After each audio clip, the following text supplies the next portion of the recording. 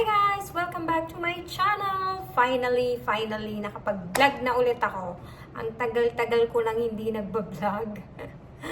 Sobrang na-busy lang sa life. And lagi ko kasi itong nakikita guys, itong camera ko. Ayan o, kaya naaalala ko mag-vlog kaya ako ulit. Kasi yung mga bata nasa school na. So, ayan, G7X. Sobrang ganda pa naman ito.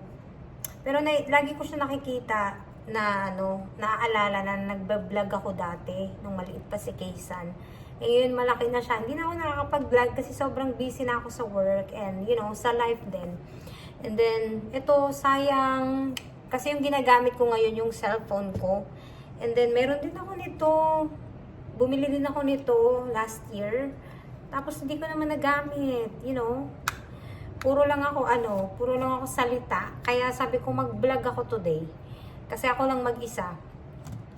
And, yun guys, samahan nyo ako sa journey ko kasi lumipat pala kami ng state. Wala na kami dun sa bahay namin and kasama ko yung dalawang anak ko tsaka yung dog namin, si Chloe, and yung anak ko, si Hannah, and then si Kaysan, and then ako. And as usual, look, wala na kami sa bahay. Nandito kami sa apartment ngayon, nakatira. And lumipat na kami ng state. Pero ayoko muna siyang i-share kasi pa siya, fresh pa. So, in the meantime, baka pag totally move on, pwede ko na siyang i-share. I mean, naka-move on na naman, pero alam mo yun, ayoko muna siyang pag-usapan for now. Pero guys, alam nyo guys, what I realized na sa tagal namin nagsama, 8 years, I realized talaga na hindi mo talaga may imagine na you will end up alone. Yung ikaw na lang mag-isa.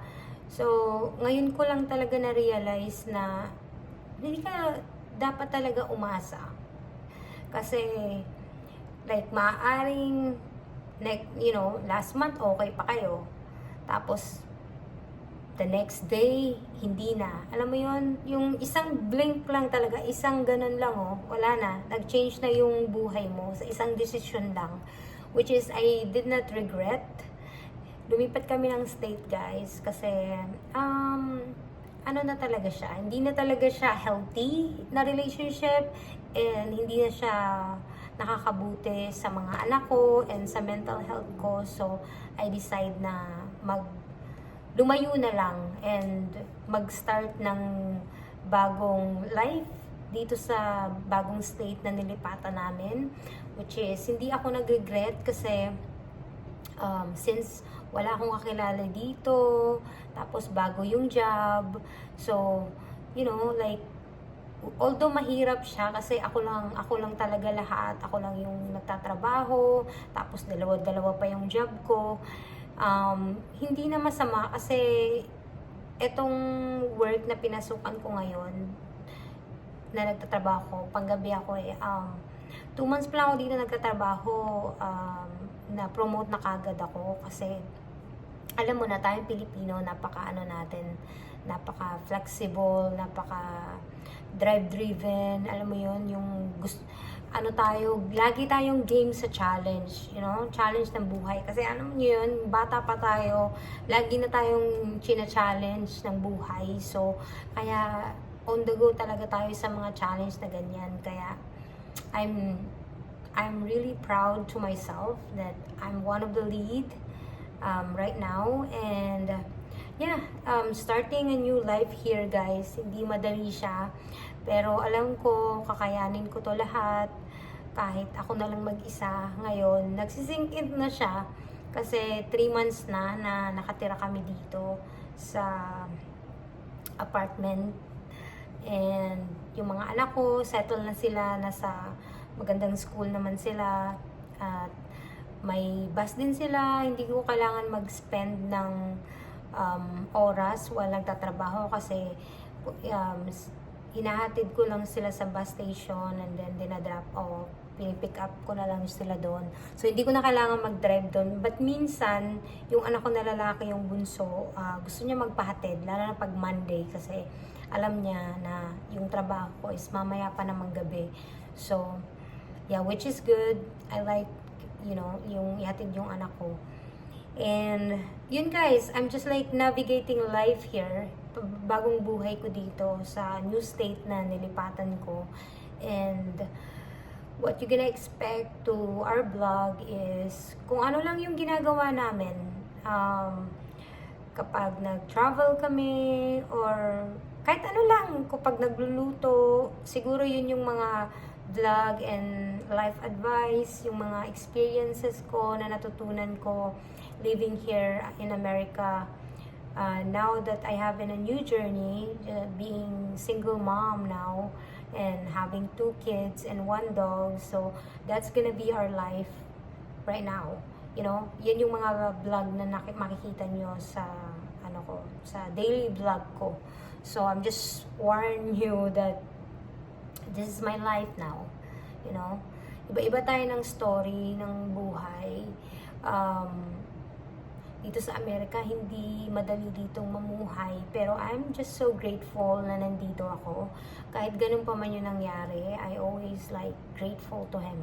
Hindi, sabi ko nga, pag nagdadasal ako, lagi kong iniisip na, alam mo, hindi ko sasayangin yung pera o panahon na ininvest mo sa akin, na dinala mo ako dito sa Amerika. Kahit hindi naman talaga ito yung plan ko na maging single mom.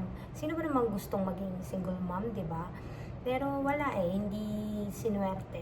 Pero sabi ko sa sarili ko, lahat yun gagamitin kong fuel sa bagong buhay ko ngayon na i-build kasama ng mga anak ko. And kailangan ko magpakatatag. And, nandyan si God para gabayan ako. Kasi wala hindi, kahit yung mga anak ko, pag nasa school na sila, the moment na lumabas sila sa pintuan ng apartment ko, wala na akong hawak sa kanila, the only thing that I can do is just pray na maging okay sila, and yung mga kaibigan nila, good influence, yun lang yung magagawa mo as a parent. And yeah guys, yun lang. Yun yung bagong life ko here. So, yun yung mga magiging vlog ko. So, today nga pala, naglista ako ng mga grocery. So, tubig, bili tayo ng tubig, bread. Samahan nyo ako mag-grocery. Bibili ako ng water, bread, rice, snack, grapes, avocado, and cereal. Kasi meron pa naman akong pagkain sa rep. Pero yung iba na wala na akong stock, yun yung bibilhin ko. And I have cash here. This is just $25. $20.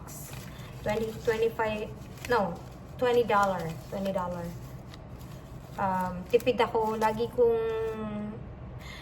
natutunan ko na magtipid, lagi kong tinatrack yung mga bills ko. Ngayon ko lang naranasan na anything na bills ko, kailangan ko siyang isulat. Kasi meron akong tracker. Ayan guys. Ayan, bill tracker. So, lahat dito nilalagay ko. Ayan, mahilig ako magsulat. Lahat ng bills ko nilalagay ko dyan. And tapos lahat ng ini-spend ko na pera palabas is sinusulat ko rin siya para alam ko kung magkano yung ini-spend ko, saan napunta yung pera ko. So, I'm learning those things. Ngayon ko lang siya talaga, alam mo yun, in-embrace yung tracking your money para alam mo kung saan napupunta yung pera mo. Kasi nga, ako na lang mag-isa. And I have 2 jobs, so I'll be able to afford yung mga bills ko. Yun nga lang, humina yung isang company na pinagtatrabahuan ko. So, ngayon, naghahanap na naman ako ng another job. Ganun talaga yung buhay. So, hindi lang tayo susuko. Maraming trabaho dyan. So, apply ng apply. Kakatapos ko lang mag-apply sa Indeed.com. So, nag-apply ako ng caregiving, server, cashier, nursing assistant, kasi naman ako, licensed CNA naman ako, ano pa ba yun, sa dentist, parang assistant ka, nag-apply din ako. So, 4 yung in-applyan ko, guys. Meron ding production na in-applyan ko. So, we'll see kung i-text nila ako, tatawagan nila ako kasi nagpass na ako ng resume. So, today, nag-apply ako ng 5 application na napass ko and na-submit ko today. So, hopefully, they will message me. But for now, I'm just gonna go to the grocery. Okay? So, punta na tayo sa grocery, guys. Aldi. Iwan muna natin to si Chloe. Bye, Chloe! Chloe! Bye! Dito lang yan siya sa couch, guys. So, yan. Punta na tayo sa grocery. So, as you can see, nagsuot ako ng ng salamin. Kasi, pag sa bahay, okay lang akong walang salamin. Pero pag sa labas, since magdadrive ako, nababother ako sa light. So, yun, kailangan mag-wear ng salamin. Ay, nakalimutan ko yung bag. Grocery bag. So, lagi pala akong nagdadala nito. Para, alam mo naman, dito kami sa apartment. So, para yung grocery, madali mo lang siya. I-lock muna natin yung pinto. Ayan. Para madali mo lang makarry yung grocery. So, tsaka malapit lang yung grocery dito, guys. Kaya nagustuhan ko tong apartment na to. Yung grocery pala na pupuntahan natin is, ang name is Aldi. Aldi. Dito ako sa elevator.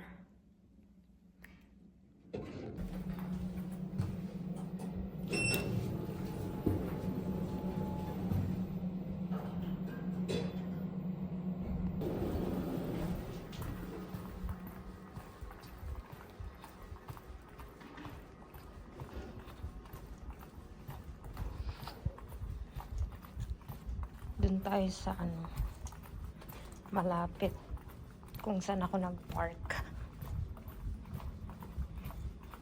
Sa door, malapit kung saan ako nag-park. Which is dito. So, malapit lang ako nag-park dito, guys. Ayan yung car ko.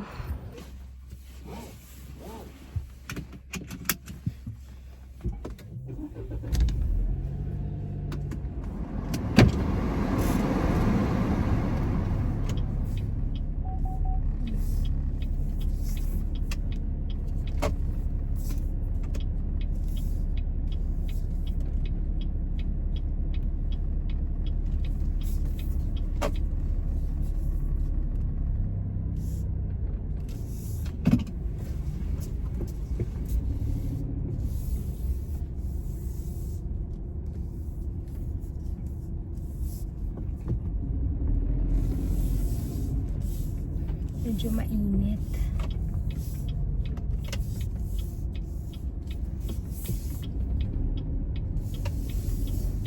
Ayan natin yung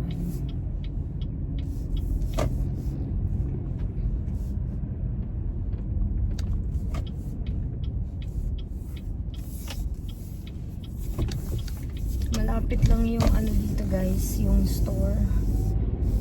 It's only 3 minutes.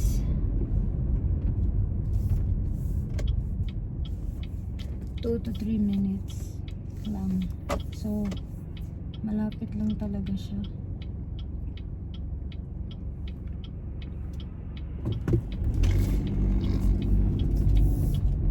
Kaya ko rin nagustuhan tong apartment na to, guys, kasi malapit siya sa lahat ng mga store.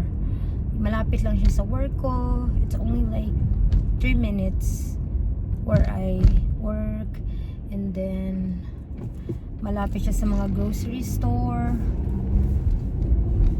Lahat, malapit siya. Tapos yung downtown is only 15 minutes. So, 15 minutes lang siya going downtown. So, and then the airport, malapit lang din. Yung school, malapit lang din.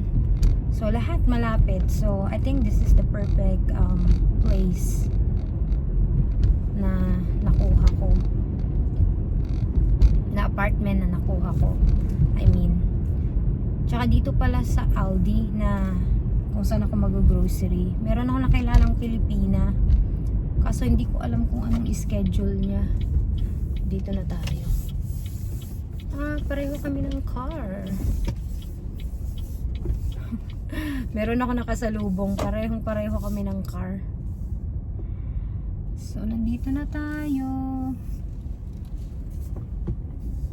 Park lang tayo dito.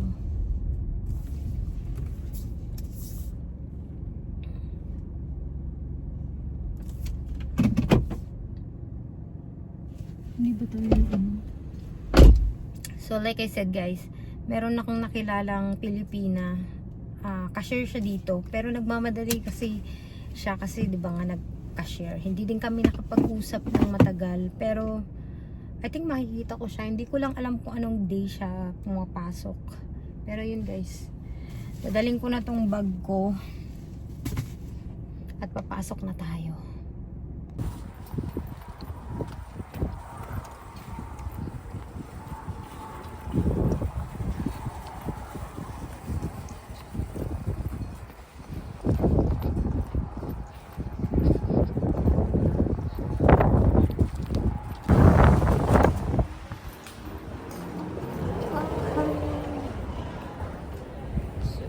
Guys.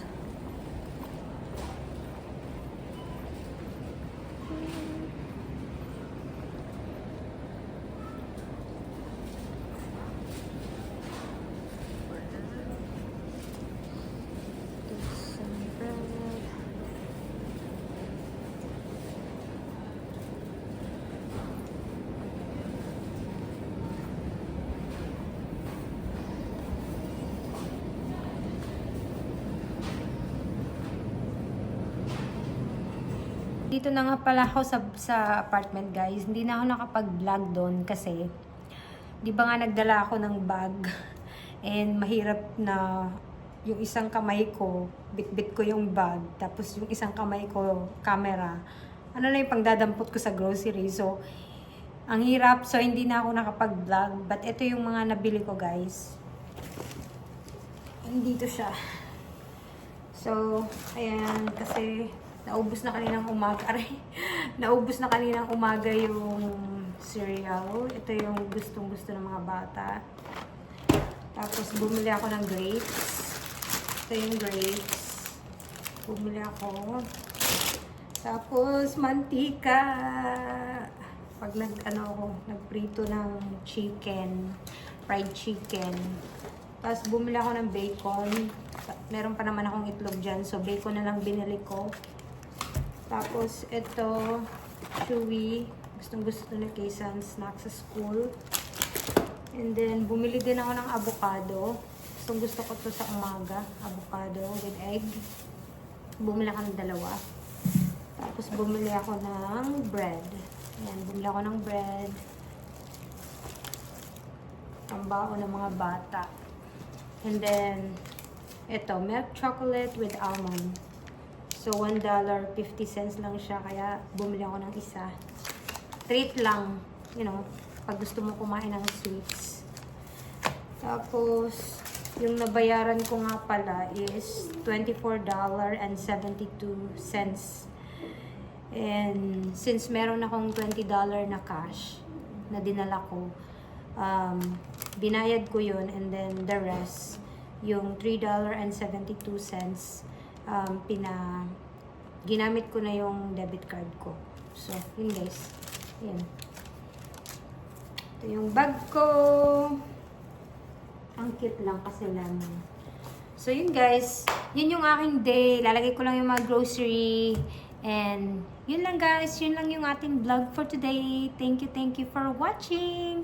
Hope you enjoyed the video and like and subscribe if you like it. And hopefully, see you in my next vlog. Bye! Mwah.